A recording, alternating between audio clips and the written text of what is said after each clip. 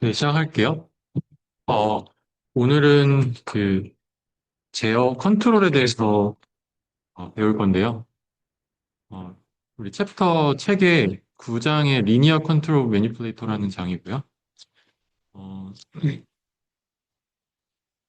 그래서 오늘은 컨트롤의 그냥 개념부터 사실 제어를 안 들으신 분도 있을 수 있으니까 어, 이제 기본적인 개념을 먼저 설명하고 그 다음에 로우 파일 제어를 어떻게 하는지 설명하겠습니다. 아,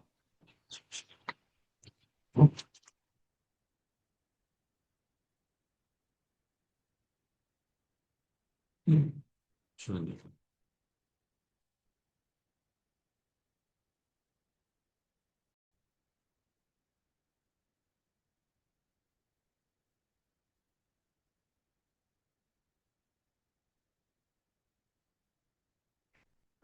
강의자료 다들 확인하셨나요? 네. 어, 컨트롤 시스템, 우리말로 제어 시스템이라고 하는 거는, 어, 여기 글을 읽어볼까요? 제어하고자 하는 대상이 플랜트라고 불러요. 플랜트라고 하는 거에 U라고 하는 제어 입력을 넣고요. 그다음에 제어 목표를 달성하기 위해서 플랜트가 출력이 Y가 되면 여기 R이라고 우리가 레퍼런스라고 하는 이 입력 값이 Y랑 똑같이 되도록 제어를 하고 싶은 거예요. 그래서 제어 목표는 일종의 여기서 레퍼런스 입력 R이 되겠죠. 그다음에 어, 여기 제어기가 여기 밑에 있는 걸 생각하지 말고 여기 위에 있는 건 보면은 여기 있는 거 오차도 생각하지 말고 입력이 들어오면은 내가 만약에 어, 사람이 이렇게 있어서 이제 걸어가고 있어요. 네, 걸어가고 있는데 내가 어, 가고 싶은 곳이 여기 만약에 어, 여기 A라는 지점이라고 해볼게요. 그럼 A라는 지점이 가고 싶은 곳이고, 그럼 내가 제어기에서 출력하는 아웃풋이 예를 들어서 여기서 속도라고 할게요.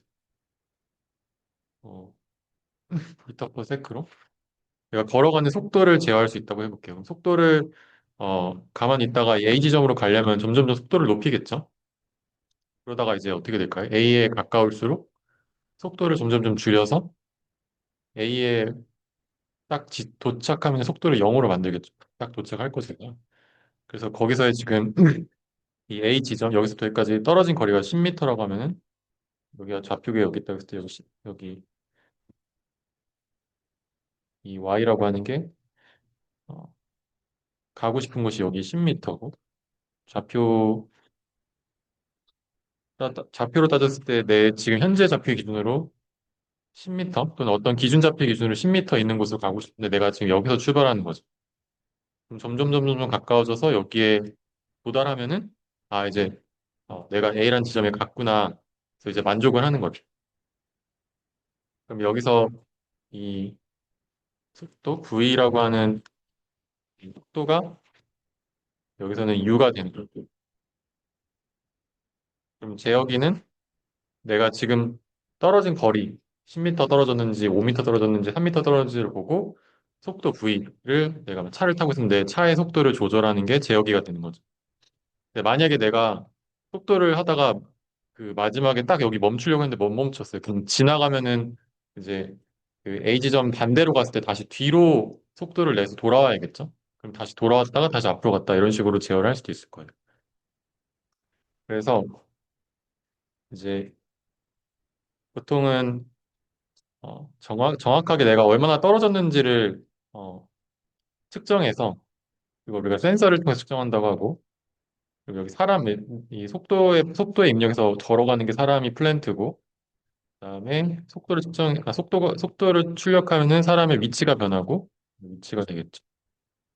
속도가 들어가고 내가 얼마나 떨어졌는지 위치랑 가고 싶은 위치 10m 내 현재 위치 뭐 9m 그러면 이 차이 내가 어, 지금 1m 남았다는 그 차이를 보고 아 이제 속도를 줄여야겠다. 그럼 더 속도를 줄여서 가서 9.5m 가면은 이제 오차가 0.5m가 되고 그럼 아 이제 더 속도를 줄여서 점점점 0으로 가까워지게 이렇게 어, 이 출력 위치를 센싱해서 그 오차를 가지고서 제어하는 걸 이제 피드백 제어라고 해요.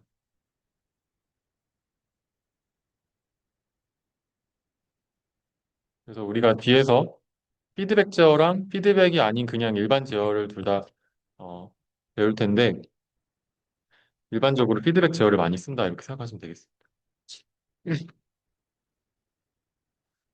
자, 그래서 아까 얘기했던 이 R이라는 걸 레퍼런스 인풋이라고 해서 R이라고 하고 셋 포인트라고 내어놓은 딱 맞추고 싶은 점이고 지금 여기 Y 어, 측정된 아웃풋 그 다음에 이,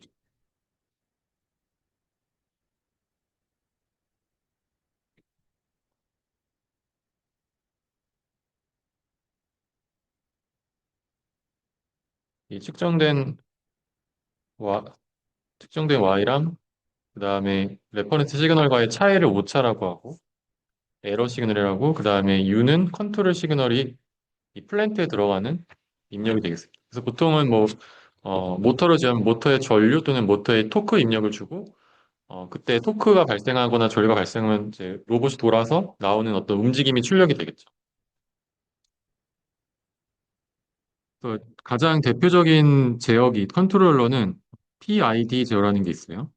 PID 제어는 어, 여기 프로포셔널이라고 하는 비례, 그 다음에 인테그랄이라고 하는 적분, 그 다음에 디퍼런셜이라고 하는 미분 세 가지 정보를 이용해서 제어에 필요한 신호를 만드는 제어기를 이야기하고 또 아까 여기 내가 현재 있는 입력 정보를 가지고 판단을 해서 이 아웃풋을 내는 요 제어기에 들어가는 거죠. 그러면 이 오차를 가지고 오차의 크기가 만약에 내가 아까 10m 가고 싶었어요. 아니면 내가 이번에 드론이라고 해볼게요. 드론이 있는데 어, 그 드론이 이렇게 날개가 네 개 있어서 위로 떴다가 가라앉았다 할 수 있어요. 그럼 이 드론의 프로펠러의 출력을 U라고 할게요. 프로펠러의 속도, 스피드를 U라고 하고 그다음에 내가 어느 높이로 가고 싶어. 이 높이 아까랑 비슷한 거죠. 여기 내가 10m를 가고 싶어. 그럼 10m에 내가 도달하는 그 지점 입력이 내가 10m가 레퍼런스 셋 포인트고 근데 내가 만약에 여기 밑에 있어요. 그래서 여기서 가고 싶은데 내가 지금 한 3m쯤 와 있어.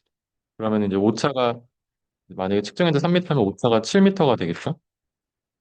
그러면은 어, 이 7m가 됐을 때 이 에러 값에다가 곱하기 어떤 상수를 곱해서 KP라고 하는 상수를 곱해서 얘가 프로펠러의 출력이 되는.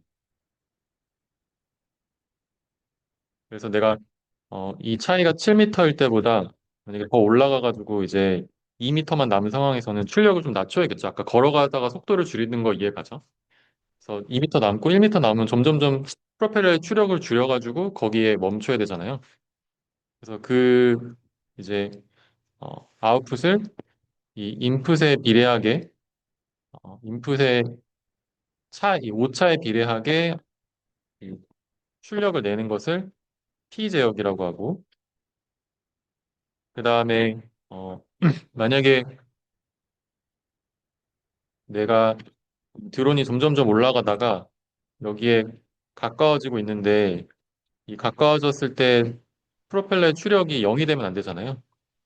또는 내가 천천히 가까워지고 있는데 이게 너무 느리게 가까워지거나 하는 경우에 내가 현재 계속 이 차이가 발생하고 있어. 내가 이 추력이 지금 현재 1m가 남아서 1m 곱하기 KP를 해서 여기다가 프로펠러의 추력 U를 주고 있는데 계속 1m가 계속 남아있고 못 올라가요. 그러면은 뭔가 더 올려주는 추력을 더 올려야겠죠.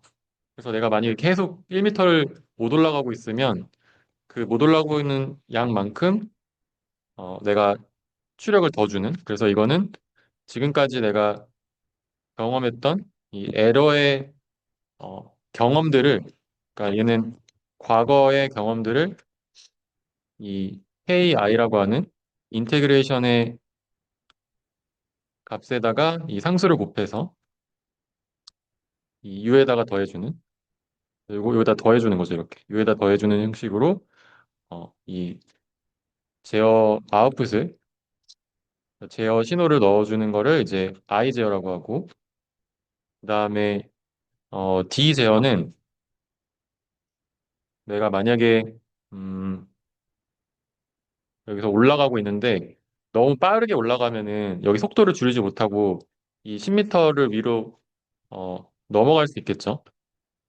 그래서 내가 지금 너무 빠르게 움직이고 있으면, 현재 속도가 너무 빠르게 너무 가까워지고 있으면, 이 되게 빠르게 움직이고 있으면 에러가 굉장히 빠르게 줄어들겠죠. 그래서 에러가 너무 빠르게 줄어들고 있으면 에러의 미분값, 에러의 시간에 따른 변화량이 굉장히 클 거고, 거기에 비례해서 KD라고 하는 디퍼런셜 게인을 곱해서, 그 우리가 이 게인을 곱한 거를 이제 추가로 여기다가 더해주는 형식으로 계산을 하게 되면, 이제 얘는 미래에 어떻게 변할지, 지금 이게 너무 빠르게 올라가면 언제 이 앞으로 내가 이거를 넘어버릴 거라는 걸 아니까 미래에 내가 넘을 거라는 거를 고려해서 이 제어 입력을 정해주는 거를 디퍼런셜 인풋이라고 하고, 이 세 가지 프로포셔널, 디퍼런셜, 그다음에 인테그레이션을 합쳐서 제어 입력 신호를 주게 되는 거를 PID 제어라고 하고, 보통 이제 P 제어에다가 I 제어를 더하거나 P 제어에다가 D 제어만 하거나 PID 제어를 세 개를 다 하거나 이런 식으로 어, 또 조합을 통해서 제어를 하게 돼요. 네네. 맞아요. 지금 여기서 얘기하는 KP, KD, KI라고 하는 거는 이 그냥 이 미터라는 거를 그냥 그대로 출력 속도에 넣을 수는 없잖아요. 여기간에 어떤 값의 개수를 곱해야 될 텐데 그 개수가 지금 여기서는 개인인 거예요. 7m라는 걸 우리가 프로펠 입력으로 7m라는 값을 넣을 수는 없잖아요. 만약에 프로펠러에 도는 RPM이라고 하면은 내가 만약에 지금 100 RPM을 넣고 싶어요. 그러면 내가 70 RPM을 넣고 싶어요. 그러면은 7m에다가 10을 곱해서 RPM으로 넣어줘야지 RPM이라는 값이 들어가겠죠. 단위랑 스케일을 맞춰주겠죠. 네. 그래서 이 상수 KP, KD, KI를 우리가 각각 현재, 그다음에 미래, 과거에 대한 값을 고려해서 제어 신호를 넣어준다. 이렇게 생각하면 되겠습니다. 그래서 에러라고 하는 게 현재 에러, ET, 현재 T라는 타임에서 에러랑, 그다음에 현재부터 과거까지의 에러들을 적분한 거에 대해서 KR 곱해서 그 제어 입력을 넣어주고, 현재 이제 에러의 변화량에다가 상수를 곱해서 더해주는 총 합의 입력을 UT로 넣는 거를 이제 PID 컨트롤러라고 하고, 네. 그래서 각각 얘네들은 개인이라는 어떤 비율을 곱해서 더해주는 성분을 우리가 여기서 개인이라고 불러요. 그래서 P개인 같은 경우는 기본적으로 현재 에러가 있으면 거기에 뭔가 그거를 에러를 줄이려는 노력을 하는 아주 기본적인 거죠. 에러가 있으면 내가 뭔가 원하는 게, 내가 공부를 해가지고 성적을 잘 받고 싶으면 그 공부하는 그 시간을 쏟는 게 여기서는 누가 되는 거고, 내가 지금 원하는 실력이 안 됐으면은 그만큼 그 내가 생각하는 실력과의 차이만큼에 대해서 시간을 쏟는 거잖아요. 그런 노력이 여기서는 에포트가 들어가는데, 그냥 현재 내가 부족한 부분만큼에 대해서 에포트를 넣어주면 되는 건데, 내가 KP를 여기서 프로포셔널 게인을 너무 크게 하면은 어, 이게 시간에 따라서 여기가 목표였는데 여기를 너무 큰 입력을 주다 보니까 그냥 지나가 버릴 수가 있겠죠. 그냥 멀리 그냥 지나가서 저기 가버릴 수도 있고, 아니면 얘가 이렇게 진동을 할 수도 있고, 이 KP가 너무 크게 되면은, 예를 들어서 우리가 그 수도꼭지에서 어떤 샤워할 때 온도를 맞추고 싶을 때 갑자기 극단적으로 아주 뜨거운 물로 틀지 않잖아요. 내가 원하는 그 온도가 있을 때 천천히 그 온도를 높일 텐데 이제 너무 극단적으로 하면 뜨거운 물 켰다가 찬물 켰다 뜨거운 물 켰다 찬물 켰다 이런 식으로 개인이 너무 크면 왔다 갔다 하는 거죠. 그래서 반응은 빨라지고 그다음에 어, 오버슛이라고 하는 게 이렇게 그 넘어가는 내 레퍼런스 입력을 넘어가는 그리고 오실레이션 할 수가 있고 너무 작게 되면 이제 느리거나 이 어쨌든 KP의 현재 에러를 곱하기 때문에 이 에러 값을 일정하게 유지하면서 그냥 쭉 해서 이 무한히 시간이 지나도 그 에러가 채워지지 않는 그런 문제가 생기게 돼요. 이걸 스테디 스테이트 에러라고 하는데 스테디 스테이트라고 하는 거는 이제 정상 상태, 그러니까 시간이 아주 오래 지나도 안정화됐을 때도 에러가 발생하는 경우. 그래서 스테디 스테이트 에러가 발생한다. 이런 문제가 있고요. 그 다음에 아이게인을 이제 많이 생각을 하는데 아이게인을 하게 되면은 방금 얘기했던 스테디 스테이트 에러가 어, 줄어들게 돼요. 또는 이론적으로 이제 사라지게 되는데 지금 오른쪽에 이게 출력 이 y 값이라고 했을 때 yt가 어, 시간에 따라서 이제 올라가면서 여기 빨간색을 맞추고 싶은데 아까 얘기한 것처럼 스테디 스테이트 에러가 있죠. 이제 만약에 지금 여기 kp만 줬을 때고 kp에다가 ki를 넣으면 이 폭이 줄어들죠. 스테디 스테이트가 에러가 줄어들죠. 그리고 여기에 도달하는 시간도 빨라지고 지금 보면은 이거보다 조금 더 빠르게 도착할 수도 있고 그 대신 이제 오버슛 아까 얘기했던 이 셋 포인트를 넘어가는 오버슛이 발생할 수가 있고 마찬가지로 오실레이션이 발생할 수 있다라는 문제가 있어요. 그래서 인스테빌리티, 그러니까 불안정성이 올라가고 그 대신 이제 음, 적당하게 아이 게인을 고르면은 이 스테이트 에러도 줄이면서 빠르게 이 정상태로 갈 수 있겠죠. 셋 포인트를 맞출 수 있겠죠. 네, 마지막으로 D 게인 같은 경우는 D 컨트롤 같은 경우는 아까 얘기했듯이 오버슛을 줄일 수 있는 여기서 확 올라갈 때 너무 빠르게 올라가니까 D게인이 여기서 작동을 해서 이 인풋 값을 줄여줘서 이렇게 오버슛을 줄이고 전체적으로 변화량을 줄여줄 수 있는데 어 그래서 뭐 세틀링 타임이라고 하는 거는 이제 안정화되는 시간 여기선 이렇게 출렁이는데 여기서 금방 안정화되죠. 그리고 댐핑을 형성한다는 어, 댐핑을 이제 줘서 얘가 너무 출렁이지 않게 만들어주는 효과가 있는데 근데 I 게인은 사실 생각보다 안정적인데 D 게인을 잘못 넣게 되면은 생각보다 그러니까 그냥 아예 반대로 노이즈하게 막 이제 어 그냥 이렇게 안정적이지 않고 막 이렇게 비헤이비어 할 수 있거든요. 그래서 작은 노이즈에도 변화량이 크게 생기니까 어 D 게인을 넣는 건 좀 신중하게 잘 넣어야 된다. 그래서 뭐 보통 이제 미분을 할 때 우리가 수치에서 배웠을 때 수치 미분을 할 텐데 앞뒤의 값의 변화량이 노이즈할 수 있기 때문에 어느 정도 신호가 막 이렇게 증가하는 신호가 있다 하면 요거를 이제 평균 내서 이렇게 증가하는구나라고 해서 신호를 필터링해서 여기에 대한 미분 좀 안정화되게 만들 수가 있겠어요. 그래서 우리가 로봇 시스템에서 이제 제어를 한다고 하면은 로봇은 이제 매니플레이터의 인풋이 세타 1, 세타 2, 뭐 중간에 D1, 그 레볼루트 조인트 말고 프리즈매틱 조인트 같은 경우는 이렇게 직동 관절도 있고 이런 식으로 여러 개가 있잖아요. 그래서 멀티 인풋이고 거기 아웃풋이 X 이제 엑-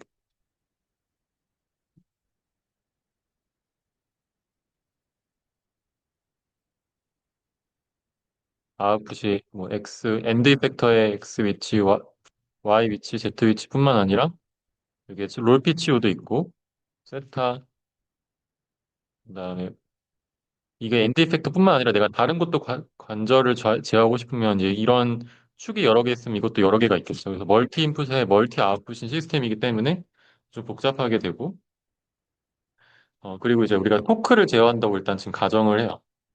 이제 뒤에 교과서에 보면 이제 커런트가 어떻게 토크가 돼서 사실 커런트를 제어하는 제어기가 토크를 제어해서 토크가 결국 움직임을 만드는데 지금 일단 우리가 토크를 제어할 수 있다고 생각을 하고 이제 액추에이터에 토크를 넣어서 움직인다.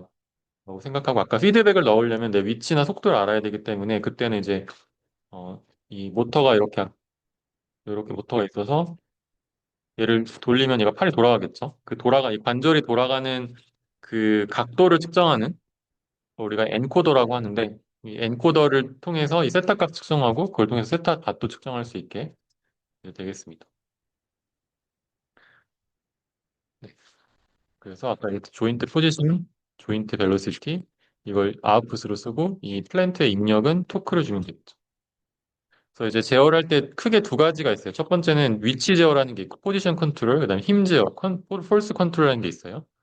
그래서 포지션 컨트롤을 우리가 지난번 했듯이 이렇게 트래젝토리가 이렇게 있으면 이 트래젝토리를 따라서 가도록 제어를 하는 포지션 컨트롤이 있고 내가 만약에 어떤 작업을 하고 있는데 여기에 엔드 이펙터가 여기서 이렇게 뭐 동작을 하고 있으면 여기에 뭔가를 밀거나 힘을 주고 뭔가 작업을 하고 싶을 때 그 힘을 제어하는 폴스 컨트롤이 있을 수 있겠어요. 그래서 우리는 여기서는 주로 포지션 컨트롤을 다룰게요. 폴스 컨트롤은 어, 복잡하기 때문에 이제 간단한 포지션 컨트롤만 다루도록 하겠습니다. 그래서 포지션 컨트롤 같은 경우는 여기 보면은 세타 우리가 지난번에 패스할 때 기억나요? 그 디자일 패스 X랑 디자일 패스 Y가 있으면 요거를 이제 만족시켜주는 세타 1, 세타 2 디자일 패스를 찾잖아요.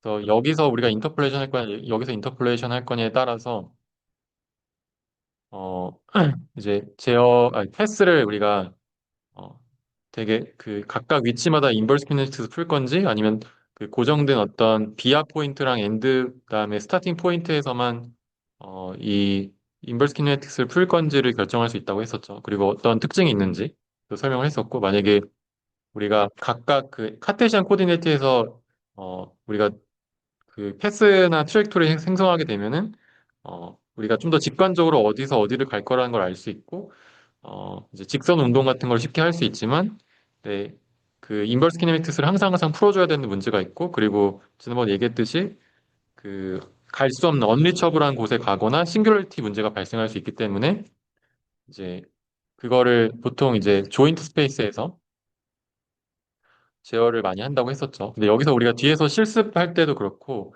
사실 지금 인버스 키네틱스를 각각 모든 디자일 포인트 트랙토리에서 푸는 방식으로 일단 실습은 진행을 할 거고요. 어쨌든 두 가지 다 사용이 가능하다. 그래서 일단 기본적으로 디자이어 패스에 있는 위치가 있으면 거기에 해당하는 인버스 키네틱스에 푼 솔루션이 조인트 앵글이 나오겠죠.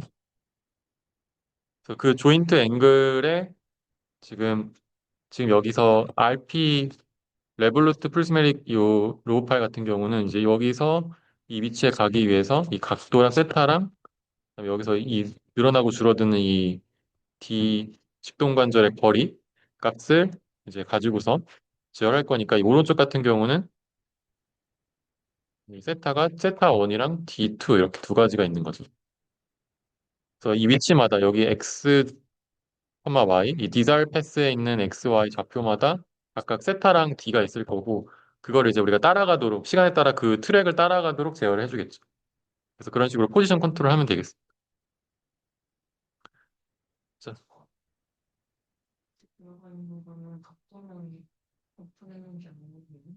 네네. 그 우리가 전부 다 레볼루트 조인트 같은 경우는 전부 다 회전 관절이면은 사실 다 세타인데 여기 세타 1, 세타 2, 세타 3 이렇게 있지만 우리가 레볼루트 조인트가 아니고 이렇게 직동 관절 이렇게 리니어하게 움직이는 관절이 포함되면 보통 D로 표시를 하거든요. 그래서 요거 같은 경우는 이제 세타 1, D2 이렇게 되겠죠. 네. 그래서 만약에 요런 거 같은 경우는 이 조인트 스페이스가 세타 1, 세타 2, 세타 3고 오른쪽 같은 경우는 조인트 스페이스가 세타 1, D2 이렇게 되는 거. 만약 여기 끝에 또 돌아가는 조인트가 있으면 거기에 세타가 이렇게 추가될 수 있겠죠. 두 번째 조인트라서, 네. 네. 네. 그리고 이제 아까 이제 그 포지션 컨트롤 어떻게 할 거냐. 우리가 입력이라는 거는 파워를 줄 거고, 토크를 줄 거고, 우리가 앞에서 요 이퀘이션 모션을 풀어가지고, 요런 이퀘이션을 세웠잖아요. 그래서 세타 2-랑 세타랑 세타 닷에 대해서 이런 움직임을 우리가 만들려면 이런 타우가 필요하다, 이런 토크가 필요하다고 했는데 그 타워를 계산을 하면은 그 속도랑 가속도랑 그 위치로 움직이겠죠. 그래서 그렇게 우리가 입력을 주는 거를 오픈 루프 컨트롤이라고 하고 여기서는 아까 얘기했던 피드백 제어가 없는 거죠. 만약에 내가 현재 어떤 위치든 상관없이 이 내가 원하는 가속도랑 속도랑 위치에 입력을 주면 거기에 이 토크를 넣는 것이 오픈 루프 컨트롤이 되고 여기에 그러니까 이 세타에다가 desired 세타 그러니까 여기 앞에서 우리가 얘기했던 요 값들이 이 위치마다 트레이토리마다 있는 그 desired 세타에 대해서 넣어주면 그때 토크를 넣어서 이게 얘가 이렇게 지금 여기서 지금 1로 가야 되잖아요. 그러면 이 토크가 얼마가 필요한지를 이 식으로부터 계산해서 넣으면 얘가 왼쪽으로 휘면서 위로 올라가거나 이렇게 되겠죠. 그래서 여기서는 오픈 루프 컨트롤 같은 경우는 피드백이 없고 아까 이렇게 제어기 컨트롤러가 있으면 여기 셋 포인트가 아까 R이 들어오면 이제 에러 계산 안 하고 바로 플랜트에다가 이 플랜트가 이 모델이 바로 되는 거지. 플랜트에다가 파울을 넣어주면 네, 아웃풋이 세타랑 세타 다시 나올 거고 얘가 결국 X랑 Y에 대해서 결정이 되겠죠.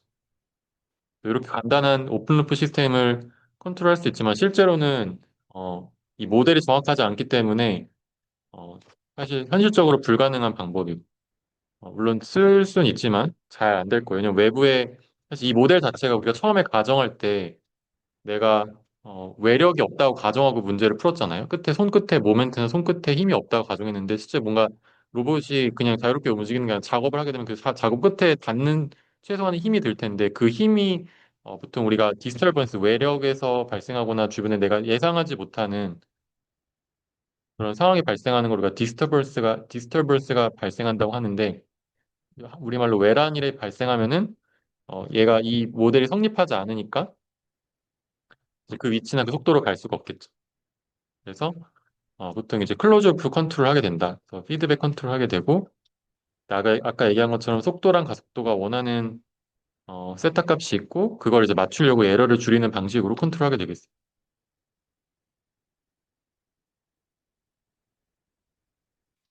그래서 우리 세타 값은 우리가 아까 얘기했던 엔코더 값을 통해서 측정할 수가 있잖아요. 여기 아까 엔코더라는 걸 통해서 센서를 통해서 측정하기 때문에 우리가 그런 센서를 측정해서 제어하는 걸 서보잉이라고 해가지고 이걸 서버 에러라고 부르기도 해요. 그리고 이제 지금부터 이제 에러 다이나믹스라는 게 뭔지 설명할 건데, 에러 다이나믹스는 혹시 그 우리 2차 미분 방정식을 어, 모르는 사람 있을까요? 혹시 미분 방정식은 다들 배웠고 2차 미분 방정식은 뭔지 알죠? 네. 음, 일단 그래서 일단 그 리니어 시스템이 뭔지 세컨 오더 리니어 시스템 우리말로 2차 선형 시스템이라고 하는데 이제 이 미분 방정식을 이해하려면 이 미분 방정식 아까 이 지금 식을 이해하려면 미분 방정식 뭔지 알아야 되고 어, 미분 방정식이 뭔지 알려면 일단 요 예지를 한번 볼게요. 이건 수치 해석에서 나오는 예시인데 어, 일단 미분 방정식이라는 거는 이 식을 만족시키는 어떠한 t에 대한 함수를 찾는 거죠.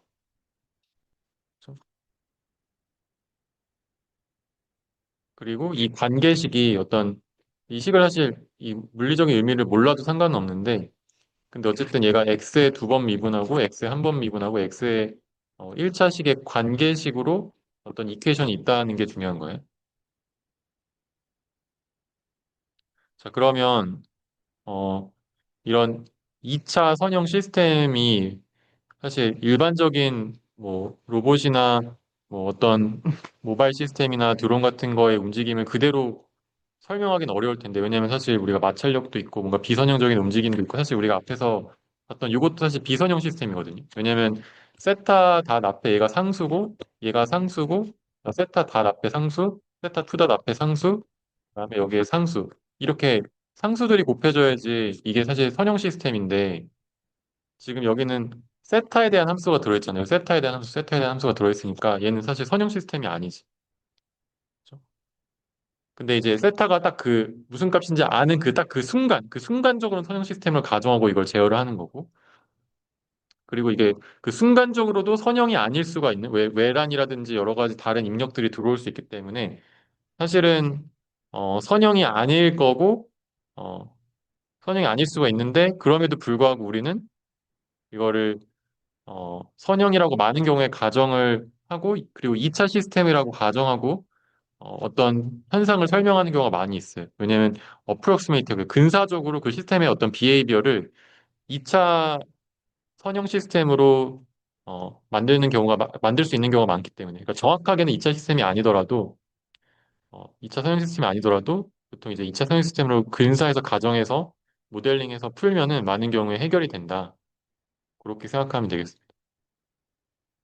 자, 그래서 음, 보통 이제 이런 질량 스프링 댐퍼가 있으면 이제 뭐 mx2 다시 힘이고 여기에 반력이 kx-bx 다시라고 하는 얘가 유흥수철 상수로 얘가 이쪽으로 움직이면 이리로 밀어내려는 힘이죠. kx. 그다음에 얘가 이쪽으로 움직이면은 그 마찰력이 어떤 상수의 그리고 속도에 비례해서 이쪽으로 밀어내려고 하기 때문에 이 두 개의 힘의 합이 한번 밀어진 어, 이 질량에 대해서 이퀘이션을 세울 수가 있고 얘가 이제 이런 식으로 식이 세워지겠죠. 그래서 이 질량을 당겨서 놓거나 한번 밀어 넣거나 했을 때 얘가 왔다 갔다 갔다 갔다 하다 어느 순간 쓸 텐데 이 2차 선형 미분방정식의 솔루션이 어떻게 되는지 혹시 아실까요? 음, 2차 선형 시스템 요거 그러니까 이 2차 미분방정식 자체는 수학적인 거니까 해를 어떻게 푸냐면 보통 이제 이런 식으로 람다 1x 플러스 C2 2에 람다 2x 이런 식으로 가정하고 풀잖아요.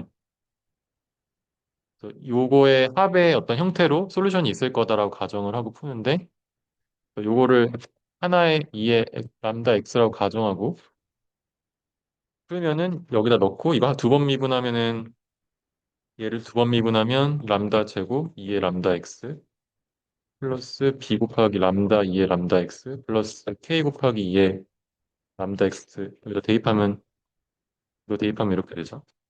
그리고 2의 람다 x가 다 지워지니까 m 람다의 제곱 b 람다 플러스 k 여기 람다 대신에 s라고 하면은 이 캐릭터리스틱 이퀘이션이라고 하는 게 이게 되고 이 람다를 찾으면 람다 1, 람다 2에서는 S1, S2를 찾으면 여기다 넣어서 해가 될 수 있겠죠. 이게 이제 2차 선형 미분 방정식을 푸는 방식인데 그때 이제 이 솔루션 람다에 대한 근이 그러니까 루트라고 하고 그 루트가 실수일 때 허수일 때 그다음에 복수 그 중근일 때에 따라서 이렇게 크게 세 가지로 나눠서 반응을 하잖아요. 그래서 일단 어, 둘 다 음수일 때, 이 람다가 둘 다 음수일 때, 그리고 실수일 때, 그때는 오버댐프드 시스템이라고 하고 이제 반응을 보면은 이거를 이 해가 S1과 S2가 있는데 S1, 2를 실수 허수으로 표현하면은 이거는 이제 혹시 이거는 시스템 모델링 제어를 알면은 요런 식으로 만약에 되면은 두 개의 어, 음의 실수근이 나오면은 아까 얘기했던 2의 람다 1x 플러스 2의 람다 2x가 둘 다 음수인 형태로 나와서 이런 식으로 감소하는 시간에 따라서 솔루션이 나오고 그러니까 이제 마찰력이 있는데 그 아까 얘기했던 여기서 이거를 쫙 당겼다 탁 놓으면 아니면 밀었다 딱 하면은 그 순간 이렇게 쭉 원래 위치로 돌아가면서 딱 멈추는 한 번 그냥 멈추는 시스템이고 그 다음에 만약에 어, 언더댐프드 시스템 같은 경우는 이제 허수 컴플렉스 폴이 존재해서 이 S가 이런 식으로 여기 이미지너리 텀이 있어서 이렇게 되면 이게 사인 코사인 형태로 나오면서 뭐 이런 식으로 시간에 따라서 이런 반응을 보이게 되고요. 그 다음에 만약에 두 개의 근이 같은 곳에 이제 이렇게 있다 하면은 딱 이렇게 가장 빠르게 수렴하는 이런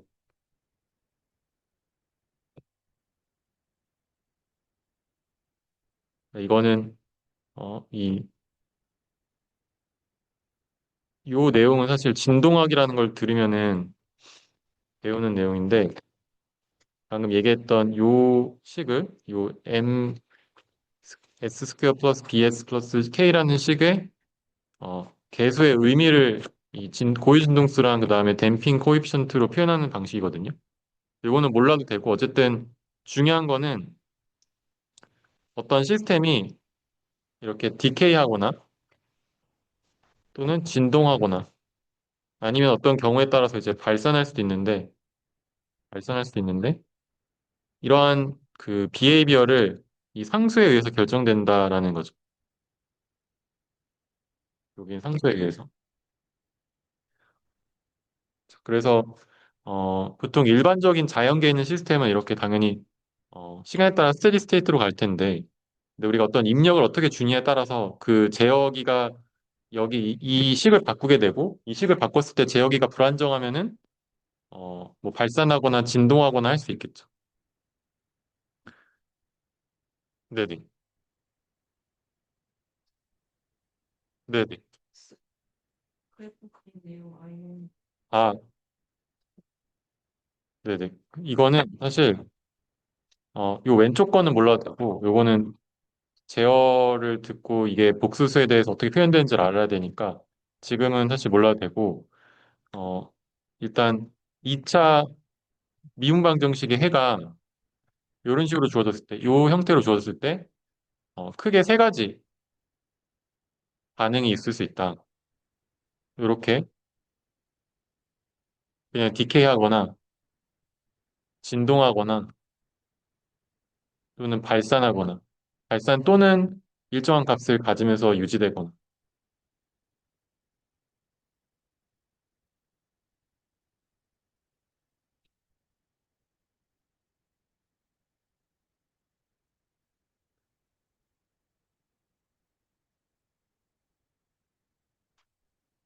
여기 왼쪽에 있는 이 내용은 몰라도 되고 우리가 어차피 어,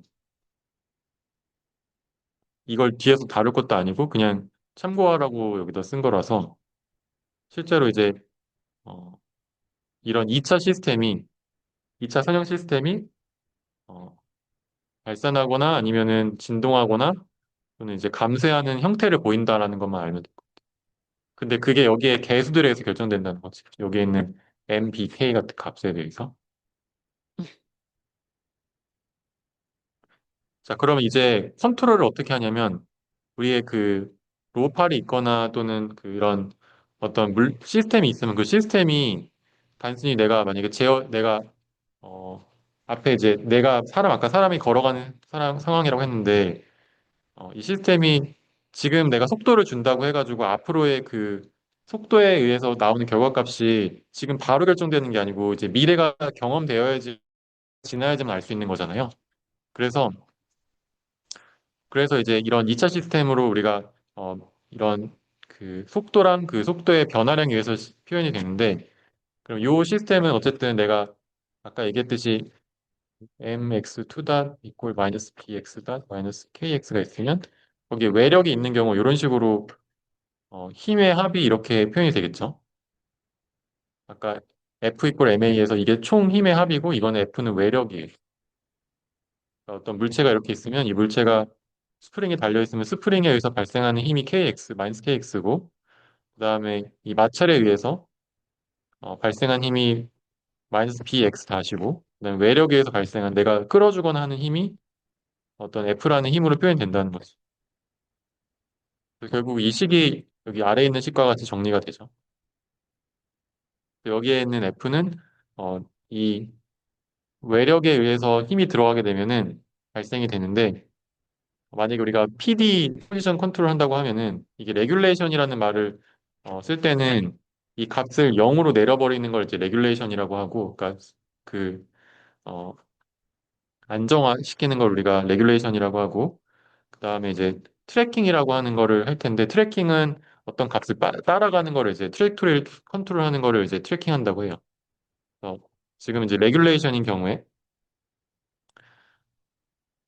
레귤레이션의 말도 중요하지 않고 그냥 여기에 이제 어떤 시스템 외력 F가 있는데 이 F를 우리가 이렇게 준다는 거야. 이건 우리가 정하는 거야.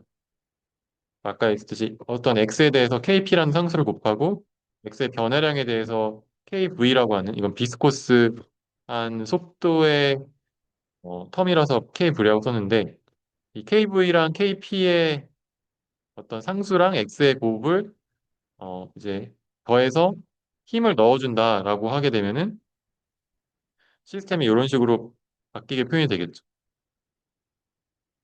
그 상황에 따라서. 그러면은 이 2차 시스템의 반응이 달라질 수 있을 거잖아요. 이렇게 더 빠르게 감소할 수도 있고, 더 진동할 수도 있고, 발생할 수도 있고.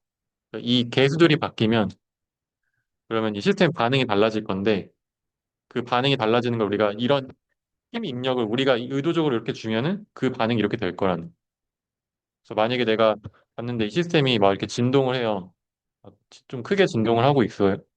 근데 얘네들을 우리가 넣어줌으로써 이 진동하는 거를 줄여서 이렇게 내가 가장 원하는 건 가장 빠르게 레귤레이션 되는 그러니까 딱 해서 그 원하는 지점에서 0으로 딱 수렴하는 그걸 내가 원한다고 했을 때 이 KP랑 KV를 조절해 가지고 이 어떤 시스템의 리스폰스를 바꿀 수 있다는 거예요. 그래서 여기서는 지금 이 F가 결국 우리가 제어기가 되겠죠. 컨트롤러가 되겠죠. 오케이?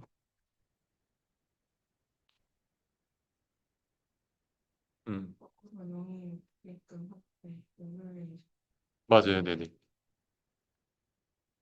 그럼 우리가 외력인 F는 우리가 뭐 드론의 힘이든 아니면 차량의 추력이든 아니면 로봇의 모터의 힘이든 그 외력을 줬을 때 어떤 그 다이나믹스의 이 비헤이비어를 바꿀 수 있다는 거지.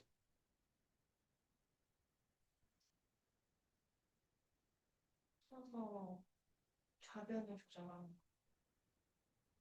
음, 좌변은 요걸 얘기하는 거예요? 아니면 요걸 얘기하는 거예요?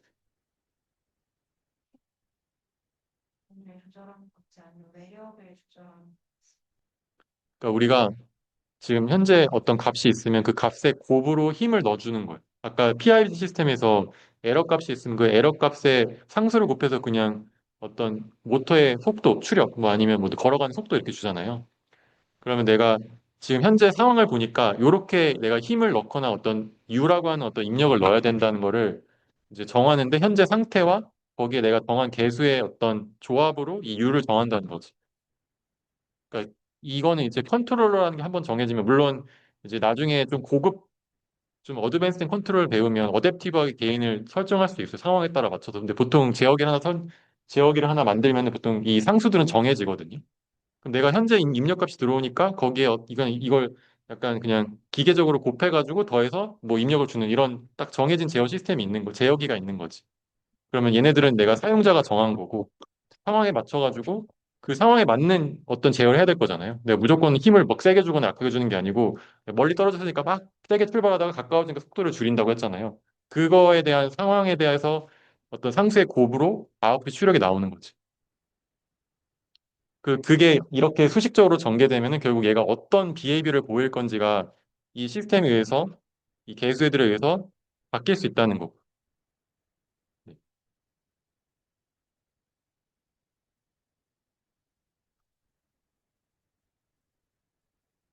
그러니까 어쨌든 이 식의 해는 요 식의 해는 x에 대한 t의 함수인데 t에 대한 함수 ft라고 하는데 요게 이런 형태 요거 중에 하나로 나올 거라는 거고 그거의 이 형태를 바꿀 때 이 개수들이 결정한다는 거. 근데 이 개수들은 왜 결정되냐면 우리가 내가 애초에 x에 대한 개수의 곱과 합으로 이 힘을 표현했으니까. 이 F가 제어기의 어떤 제어기 아웃풋 그러니까 그 플랜트의 인풋이 되는 거죠. 그렇죠? 자, 그럼 이제는 그냥 0으로 떨어지는 게 아니고 이제 트래젝토리 팔로잉 그러니까 트래킹을 해야 돼요. 이게 레귤레이션에서 이제 우리가 뭔가를 따라가고 싶은 거죠.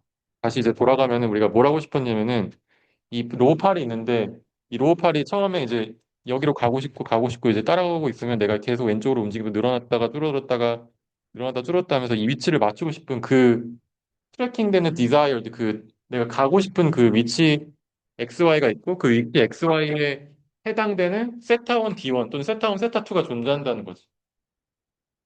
그 위치를 따라가고 싶은 이제 상황인 거예요. 시간에 따라서.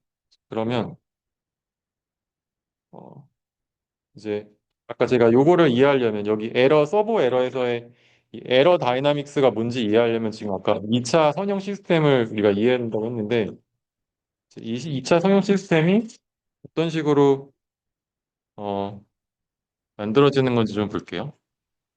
일단 에러가 우리가 가고 싶은 x의 위치 이건 지금 사실 우리 세타가 되겠어요. 우리는 세타를 제어하는 거지 지금은 xy를 바로 제어하는 건 아니니까.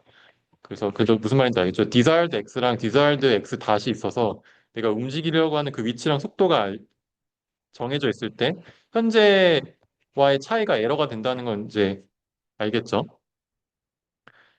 자, 그러면 우리가 요 에러에 대해서 또는 에러의 변화량에 대해서 이런 어떠한 다이나믹스를 가지도록 우리가 설계를 하고 싶어. 요런 다이나믹스를 가지도록. 그러면 요 에러의 다이나믹스는 우리가 KV랑 P를 어떻게 설정하냐에 따라서 아까 얘기했지만 진동할 수도 있고 뭐 천천히 감소할 수도 있고 빠르게 감소할 수도 있고 이렇게 된다 했잖아요. 그래서 이 에러 다이나믹스를 우리가 결정을 할 건데 이건 우리가 설정할 수 있는 거고 어, 그 설정을 하는 게 결국 우리의 제어 입력으로 어떻게 들어가냐라는 걸 볼게요. 일단 이게 그냥 우리가 설정한다는 건 알겠죠? 에러가 있으면 에러의 다이나믹스가 이런 식으로 KP, KV를 설정을 우리가 했어요. 그러면은 일단 그렇게 할 수 있다고 가정하면 이런 어떤 우리가 원하는 어떤 다이나믹스를 보일 거고 그러면 그때 이제 에러의 두 번 변화량 이걸 그냥 여기 썼으니까 요거를 이제 어, 에러가 이렇게 된다고 했으니까 이걸 전개해서 쓰면은 x desired의 두 번 미분한 거 빼기 x 이게 x의 그 에러의 두 번 미분이죠. 플러스 kv의 x desired의 속도 빼기 x 아 이게 에러의 시간 따른 변화량이고 kp x desired 빼기 x 이렇게 된다는 거잖아요. 근데 원래 있는 우리의 시스템은 어떤 시스템이었냐면 아까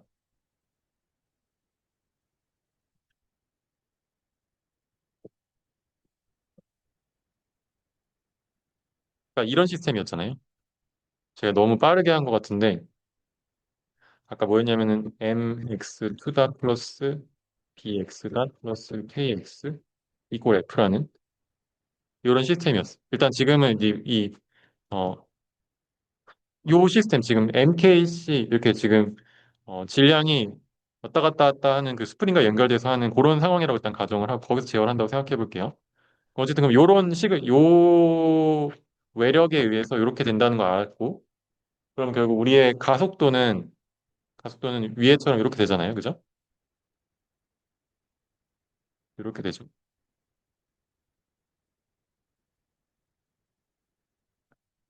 그러면 이제 이거를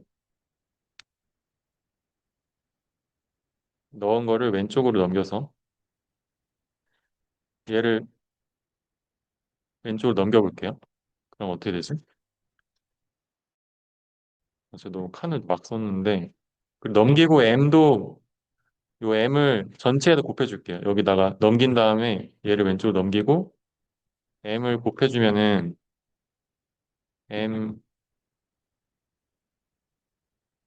x desired의 두 번 미분 플러스 여기 바로 그냥 묶자. kv x desired 빼기 x desired 반샷 플러스 kp x desired 빼기 x는 f 빼기 bx다 빼기 kx가 되죠. 수.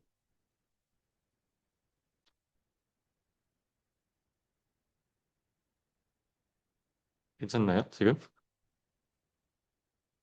요거를 오른쪽으로 넘긴 거예요, 그냥. 이 식을.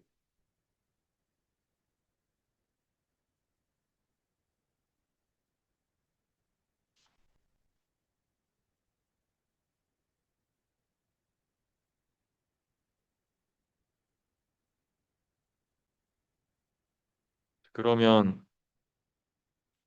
우리가 주는 외력 F에 대해서 정리를 하면은 F는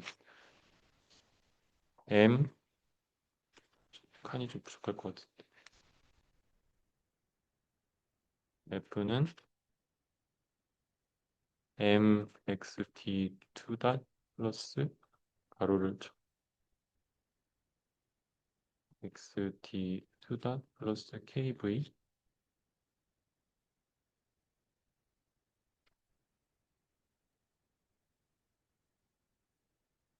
요거를 그냥 에러로 바꿀게요. 에러 플러스 kp.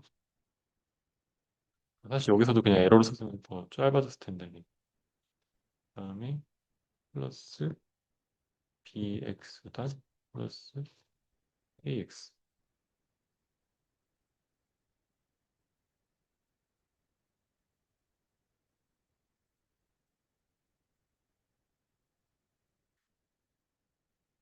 그러면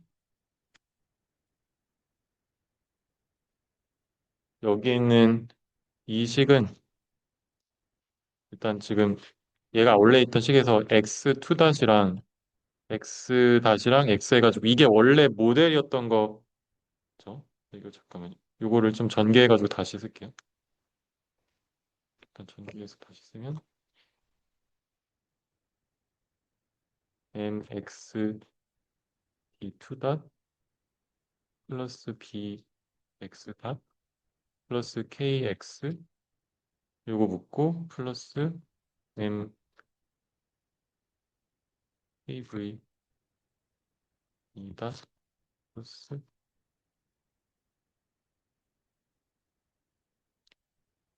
kp 2 이렇게 되죠. 그러면 이제 여기 있는 게 우리가 앞에서 그 얘기했던 그 이 시스템의 모델. 이게 시스템의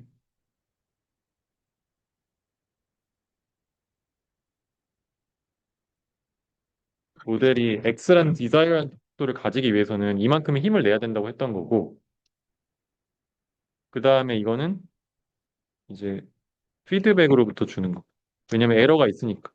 그러니까 지금 우리가 내야 되는 힘은 어떤 그 디자이어 패스를 가속도를 가지고 움직이기 위해서는 이 모델에 기반해서 이만큼 힘을 내야 된다는 거 부분, 플러스 그 에러 때문에 우리가 추가적으로 빼거나 더해야 되는 부분. 그러니까 서버잉을 하면 발생하는 이 측정해서 보정해주는 파트가 되는 거지. 그래서 이렇게 두 가지. 우리가 desired 패스를 움직이기 위해서 줘야 되는 그 힘, 그 가속도를 가지기 위해서. 그리고 현재 스테이트로부터 사실 만족스럽지 않기 때문에 발생하는 그 넣어주게 되는 힘. 이렇게 두 가지로 나눠서 볼 수가 있는 거.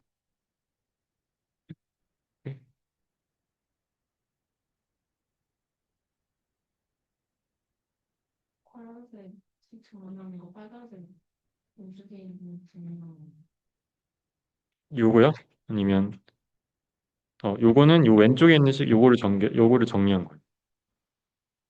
그냥 있고 아, 요걸 좀 천천히 해볼까요? 어, 대입하고 맞아요. 요걸 대입한 거예요. 지금 그러면 요거를 가져서 볼게요.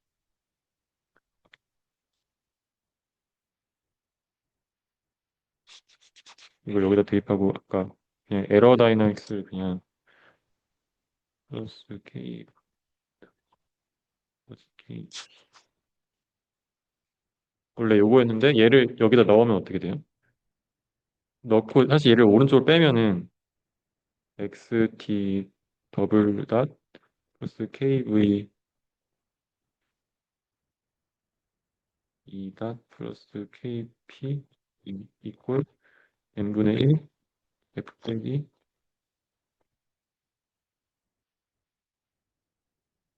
BX 닷 빼기 K 이렇게 되죠. 그 다음에 요거 M을 그냥 여기다 곱한 거예요. 요것도 그냥 2라고 해도 되는데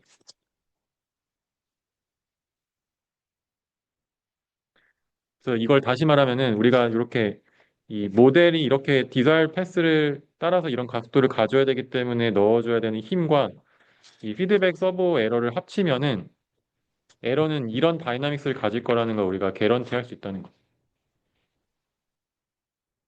그래서 내가 만약에 빠르게 수렴하고 싶거나 진동하지 않게 어떻게 하고 싶으면 이 다이나믹 설계하고 거기에 따라서 요런 우리의 모터에 또는 지금 여기서는 MCK 시스템에서의 힘을 주면 된다는 거죠.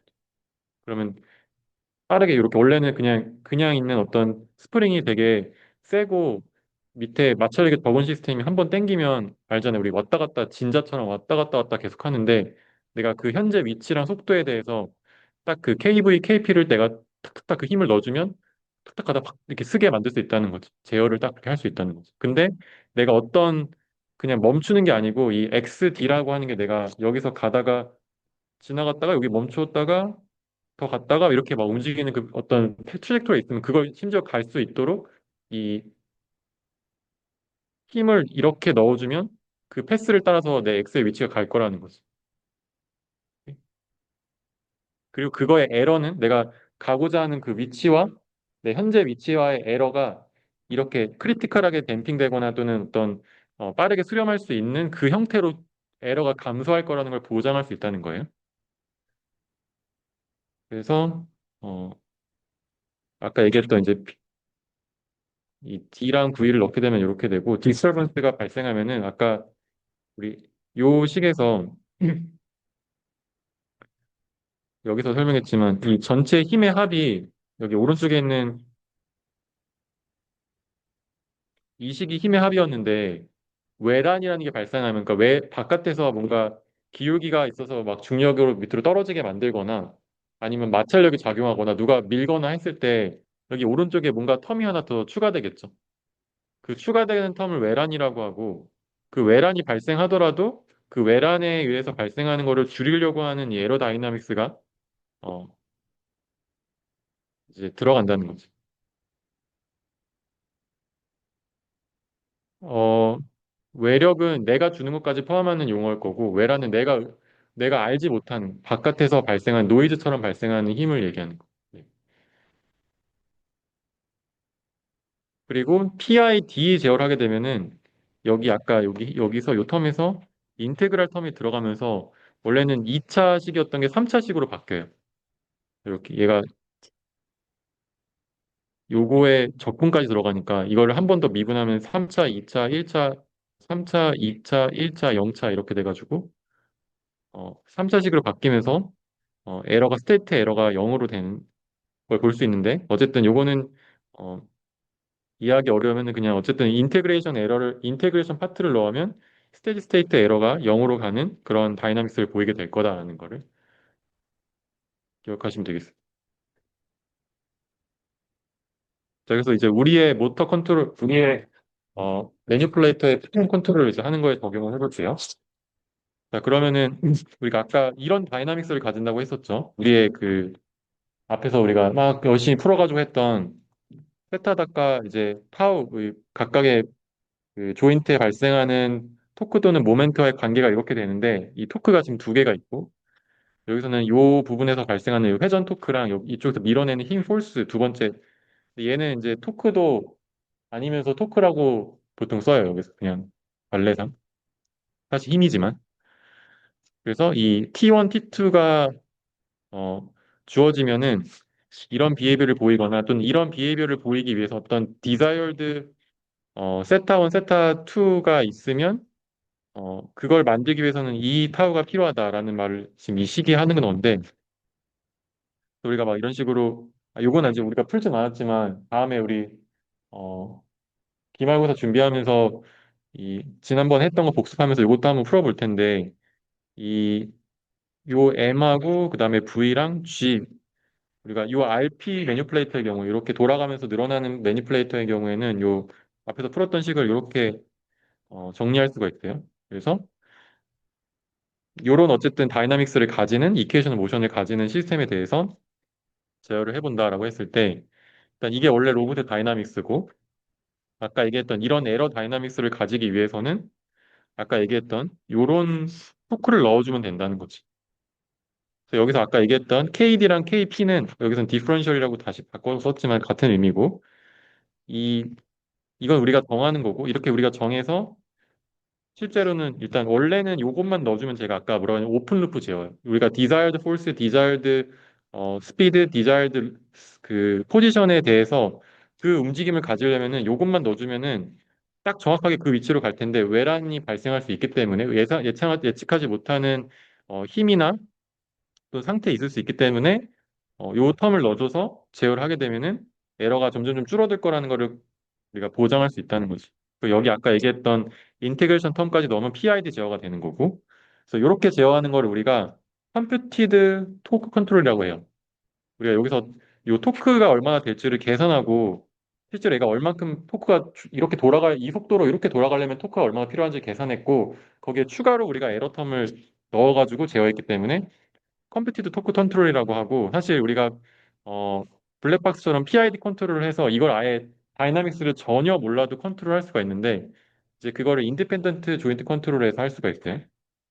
일단 이거는 전체 시스템이 세타 1, 세타 2, 세타 3에서 만약 6개 관절을 제어하는 거면 이게 6개가 되고 M도 이렇게 매트릭스가 있고 요 6개가 있고 여기 또 이렇게 6개 V가 있고 6개 G가 있는 이런 시스템을 더해가지고 이 타워를 만들기 때문에 서로 세타 간에 내가 밑에가 빠르게 돌면 위에가 출렁이면서 내가 움직일 수 있잖아요. 이제 그거를 다 고려하는 제어를 해주는 거고 이제 여기서 인디펜던트 조인트 컨트롤은 그냥 각각에 있는 조인트가 아까 얘기했지만 이 현재 상황에서 내가 이 점으로 가기 위해서 내가 지금 이 점으로 가기 위해서 내가 로봇이 여기에 있으면 이렇게 돌면서 얘가 늘어나야 되잖아요.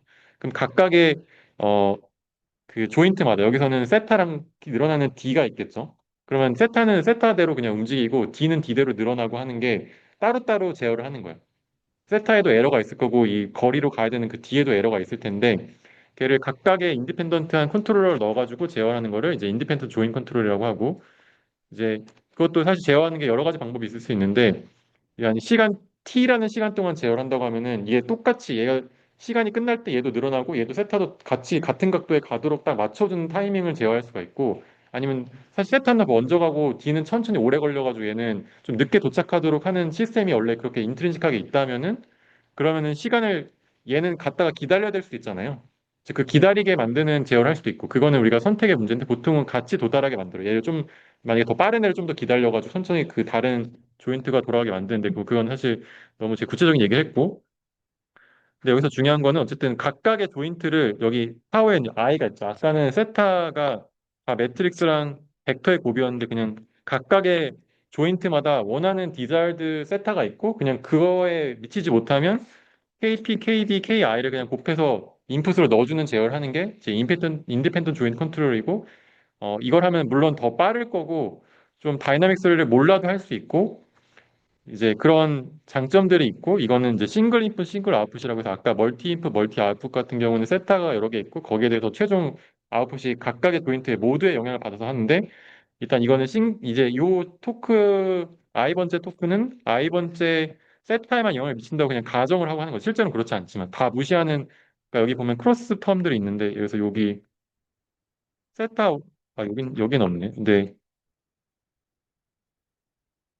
그래서 여기 지금 이렇게 D가 세타에도 영향을 미치고 세타도 D에 영향을 미치기 때문에 D의 속도가 세타에 영향을 미치고 뭐 지금 D의 위치가 세타에 영향을 미치고 D의 속도랑 D의 위치가 세타에 영향을 미치는 이런 서로 간의 상호작용이 있는데 그런 걸 그냥 다 무시하고 그냥 각각 나는 이 위치로 가야 하는 것만 따로 조절하는 거예요. 그렇게 되면은 단순하게 하지만 그래도 좀 더 빠르게 풀 수 있고 그리고 좀 잘 몰라도 풀 수 있다라는 장점이 있습니다. 그래서 이 앞에 있는 방식대로 하면은 이제 컴퓨테이션 로드가 좀 크지만 그래도 좀 더 정확하게 제어할 수 있고 그리고 아까 얘기했던 그 다이나믹한 커플링을 고려해가지고 제어를 해줄 수 있다는 장점이 있는데 여기서는 각각의 개별적인 제어를 이제 할 수 있는 방법도 있다.